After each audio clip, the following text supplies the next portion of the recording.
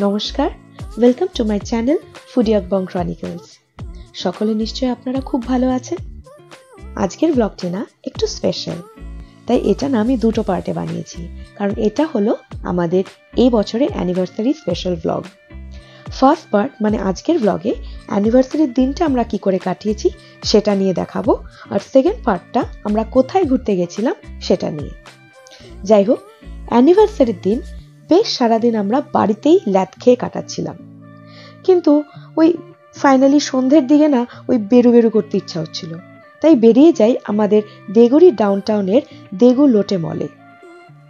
কিন্তু ওখানে গিয়ে শুনি কোরিয়ান নিউ ইয়ারের জন্য না মলটা তাড়াতাড়ি বন্ধ হয়ে যাবে, তাই আমি ঝটপট আগে কসমেটিকের সেকশনে চলে যাই, কারণ প্ল্যান ছিল আমার কিছু পারফিউম লাগবে, একটু লিপস্টিক, লিপ লাইনার এসব ইত্যাদি কিনবার।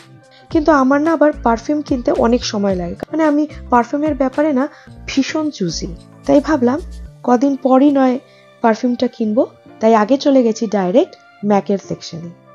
ম্যাকের যে এই ছেলেটা ভীষণ হেল্পফুল ছিল, মানে আমায় সে কত রকমের টিপস দিচ্ছিল, কোন লিপস্টিকটা কোন লিপ শেডটা মানে নুড মেকআপের সাথে যাবে বা আমার স্কিন টোনের সাথে পারফেক্ট ম্যাচ করছে, এছাড়াও কোন কনসিলার বা প্রাইমারটা আমার স্কিনের সাথে বেটার স্যুট করবে, এসবেরও অনেক টিপস দিচ্ছিল।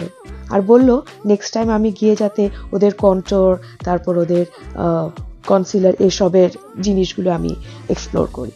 ও আমায় এত টিপস দিতে পারছিল কারণ আমি ওর সেদিনের লাস্ট কাস্টমার ছিলাম, তাই বেশি রাশও ছিল না অন্যান্য কাস্টমারে, তাই অনেকক্ষণ লাগে ও আমাকে হেল্প করছিল সব বিষয় নিয়ে।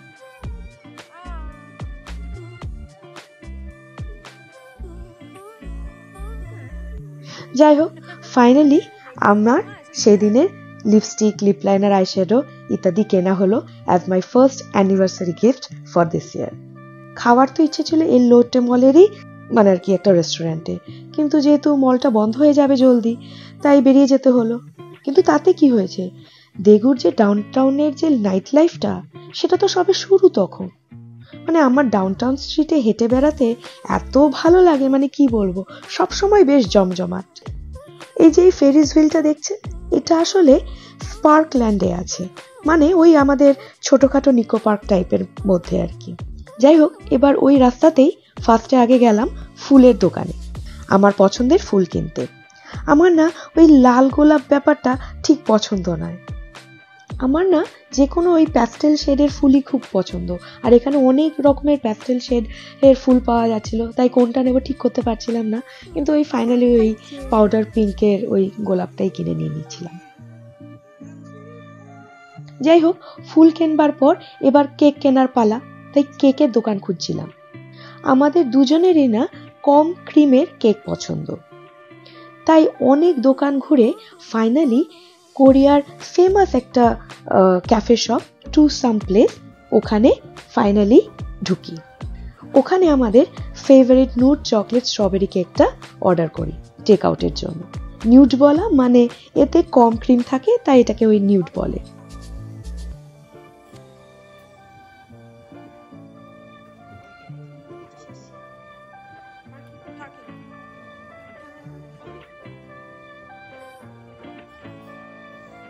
টেক আউটটা তৈরি করার ফাঁকে আমরা একটু গরম চা খেয়ে নিই শরীরটা গরম করার জন্য, কারণ যা ঠান্ডা পড়েছিল না ওই সময়টায় কি বলি। কিন্তু তা সত্ত্বেও দেখুন ক্যাফেগুলোতে অলরেডি স্প্রিং স্পেশাল বেভারেজেসের অপশনগুলো চলে এসছে বিভিন্ন ক্যাফে শপগুলোতে। যাই হোক, কেক নেবার পর এবার ডিনারের পালা। ডিনার করতে গেছিলাম পাশেরই ইন্ডিয়ান রেস্টুরেন্টে, আর ওখানে গিয়ে অর্ডার দিয়েছিলাম একটা plate chicken biryani, half plate kadai chicken, half plate chicken chargha, garlic naan এসব। দেখলাম এই হাফ প্লেটেই এতটা দিয়েছে যে বাড়িতে বাকিটা পার্সেল করে নিয়ে যেতে হবে, কিন্তু খাবারটা কিন্তু অসাধারণ ছিল। যাই হোক, পেট পুড়ে সেদিন ডিনার করেছিলাম। তারপর বাড়ি গিয়ে সবার আগে ওই মনটা তো নিষ্পিস করছিল ওই কেকটা খাওয়ার জন্য, তাই আগে কেক কাটার প্রিপারেশন নিয়েছিলাম। কেকটা দেখেই এত লোভ হচ্ছিল, দেখার পর থেকে ওই ফ্রেশ স্ট্রবেরিগুলো, তার উপরে যে ফ্রেশলি শ্রেডেড চকলেটগুলো উপরে যে গার্নিশ করে দিয়েছিল, মানে ওটা যে কখন খাবো ওইটা লোভ আর সামলাতেই পারিনি, তাই তাড়াতাড়ি বাড়িতে এসে কোনো রকম আর মোমটম কিছুই না জ্বালিয়ে আগে আর কি কেকটা ডাইরেক্ট কেটে ফেলেছিলাম, কারণ দুজনেরই আর কি আগে কেকটা খাওয়ার ইচ্ছে ছিল। আর আমাদের কেক খাওয়া দেখে আমাদের ছেলে ওটা খাওয়ার জন্য বায়না, তাই ওকেও আমরা নিরাশ করিনি। ওকে ওর ফেভারিট স্ট্রবেরি দিয়েছিলাম, ব্যাস তাতেই সে খুশি হয়ে গেছে। যাই হোক, কেক কাটার পর ফ্রেশ হয়ে ছেলেকে ঘুম পাড়িয়ে আমার হাজব্যান্ডও ঘুমোতে চলে গেছিল, আর আমি নিশ্চিন্তে ট্রিপের জন্য ব্যাগ গুছিয়ে একটু ফেস প্যাক মুখে লাগিয়ে নিয়েছিলাম। যাই হোক, পরের দিন সকালবেলা উঠে হেভি ব্রেকফাস্ট করে বেরিয়ে পড়লাম ট্রিপের জন্য। ওই যে আগে বললাম, আমাদের অ্যানিভার্সারিটা না কোরিয়ান নিউ ইয়ারের হলিডে উইকে পড়েছিল, তাই হাইওয়েটা তো বিশাল জ্যাম ছিল। 2.5 ঘন্টার রাস্তা 5 ঘন্টা লেগেছে। আর তার উপর আমরাও আর কি বারবার হল্ট করে করে গেছি, কারণ ছোট বাচ্চা আছে, তাই বারবার হল্ট তো করতেই হয়। কিন্তু তাতে খুব একটা মন খারাপ হয়নি, কারণ রাস্তায় বরফ পড়া অলরেডি শুরু হয়ে গেছিল। আর চারপাশে বরফে ঘেরা পাহাড়গুলো দেখতে দেখতে যেতে কখন যে 5 ঘন্টা কেটে গেছিল খেয়ালই করিনি।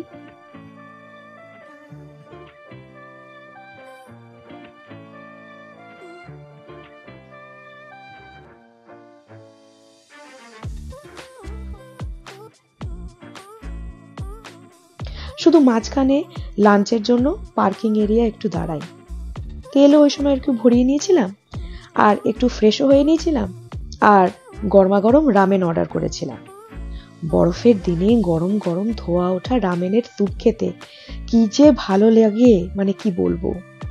আমরা দুজনে তো খুব সুরুত সুরুত করে আর কি রামেন স্যুপ খাচ্ছিলাম, আর ওই দেখে আমার ছেলেও খাওয়ার বায়না ধরেছে, তাই ওকে যখন দিলাম বেশ তৃপ্তি করেই খাচ্ছিল, তাই আর মানা করিনি, ওকেও সাথে করে খাইয়ে দিলাম একটু রামেন স্যুপ আর কি।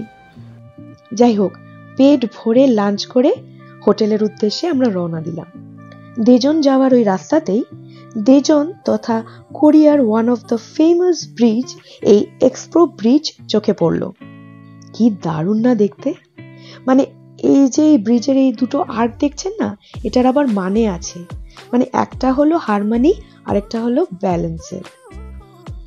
এটা না ভীষণই পপুলার একটা ব্রিজ কোরিয়ার।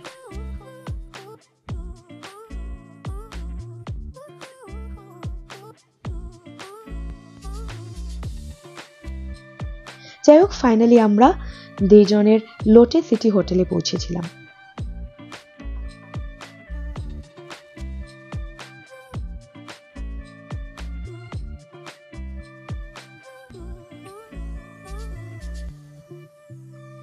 তিনজনেই খুব ক্লান্ত, মনে হচ্ছিল কখন রুমে গিয়ে চেঞ্জ করে একটু টান টান হব।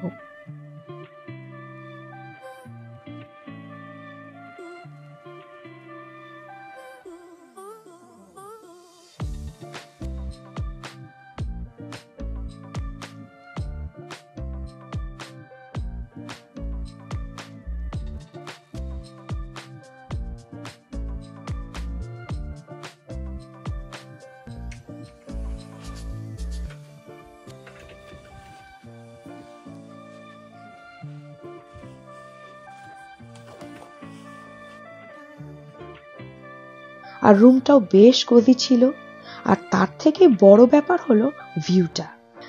দেখুন, হোটেল থেকে ওই এক্সপো ব্রিজটা একপাশে দেখা যাচ্ছিল, আরেকদিকে রেনবো ব্রিজ সহ পুরো শহরটাই মোরলেস দেখা যাচ্ছিল, তাই অসাধারণ লাগছিল ব্যাপারটা।